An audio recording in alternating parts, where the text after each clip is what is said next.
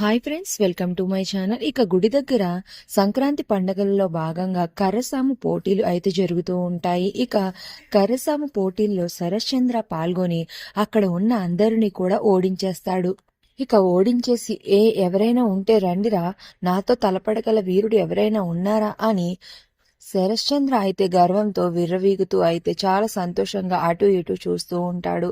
ఇక అపూర్వ అయితే అంటూ ఉంటుంది, ఎప్పటిలాగే ఈసారి కూడా కర్రసాములో మా బావని ఓడించేవారే లేరు.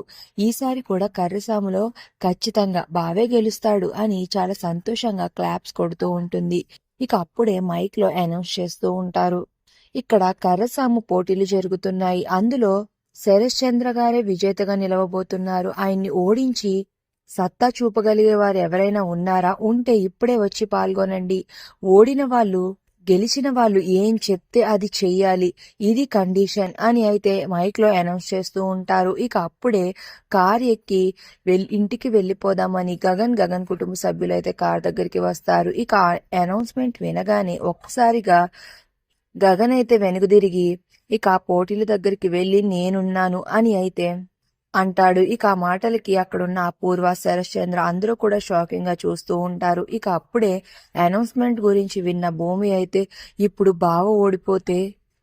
బావ చేతిలో నాన్న ఓడిపోతే మళ్ళీ గొడవలైపోతాయి దేవుడా, ఏ గొడవలు కాకుండా చూడు అని భూమి అయితే దేవుడిని వేడుకుంటూ ఉంటుంది. ఇక గగన్ అయితే కర్రసాము పోటీకి అయితే సిద్ధపడుతూ పోటీలో అయితే దిగుతాడు. మరి గగన్ గెలిచి భూమిని శరశ్చంద్ర కూతురిగా ఒప్పుకోమని అంటాడా, లేదా శరశ్చంద్ర చేతిలో గగన్ ఓడిపోతాడా?